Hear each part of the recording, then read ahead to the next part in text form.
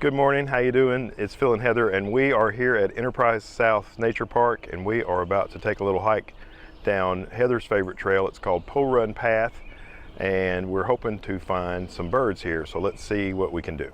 It's really beautiful here on Poe Run Path, and we haven't seen any birds yet, but we did just run across a very cute little chipmunk on a stump, and he sat there long enough for both of us to get shots. I think Heather said her shutter speed got all the way down to 1/80th, and I was shooting at 1/50th, trying to keep my ISO down.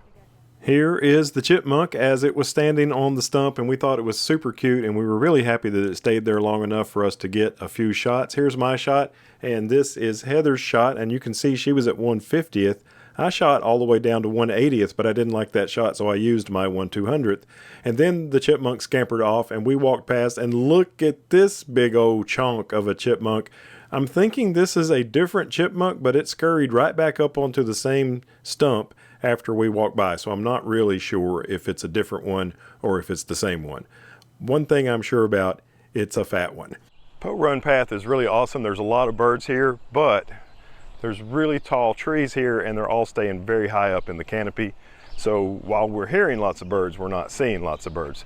So we are going over to Summit Knobs and Volkswagen Wetlands, which is pretty close to here. When we arrived on the gravel road that leads to the equestrian trail, we saw these beautiful clover blooms, and I just opened up the door of the car and pointed the camera out and made this photograph at 560 millimeters of this colorful bloom. So we've been here at the equestrian trail, Summit Knobs, for a while now, and we've heard a lot, but we haven't seen a lot. We have photographed a rough-winged swallow and a eastern kingbird, and Phil got a blue grosbeak. At the time, we thought this bird was a blue grosbeak, but on further review, I think this is probably an indigo bunting, and Heather agrees. Tell us what you think it is, blue grosbeak or indigo bunting?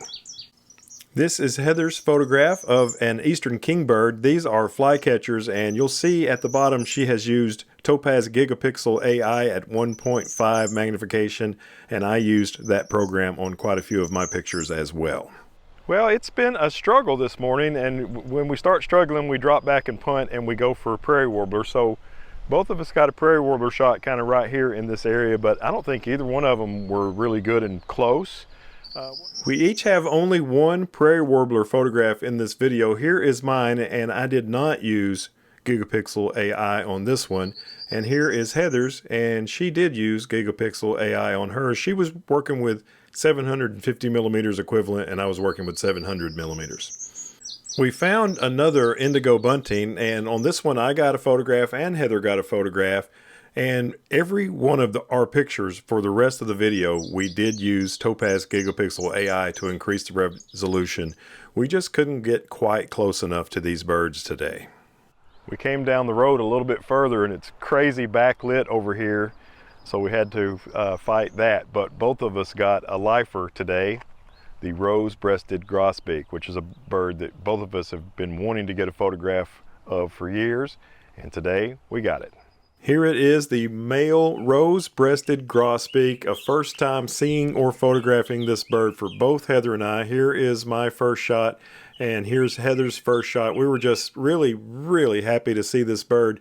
This bird is related to the cardinal, which we see all the time, the northern cardinal, but the Rose-breasted Grosbeak, obviously we don't see it very often because this is the first time we've ever seen one that we know of. And it was kind of a pretty good ways away from us, but we were still able to make some shots and kind of fill the frame by using Topaz Gigapixel AI to make the bird larger in the frame. Backlit, all of these shots are backlit, so there's some interesting bokeh in the background of a lot of these shots. And hopefully one day soon we'll get to see a Rose-breasted Grosbeak again.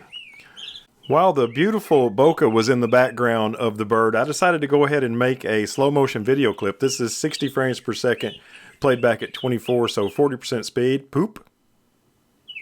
And I thought it looked absolutely beautiful, so I'm sharing it with you now.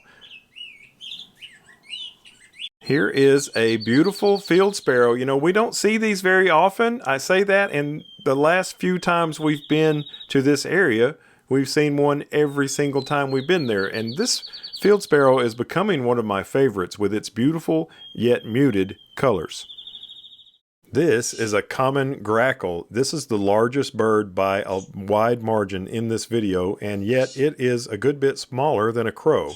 And we saw this bird at Harrison Bay State Park after we left Enterprise South Nature Park and went to Harrison Bay to eat. Well, that was a lot of fun. What was your favorite bird that we got? The Rose-breasted Grosbeak. Me too. A lifer for both of us today. Thanks for watching. If you enjoy the content, a thumbs up is always appreciated.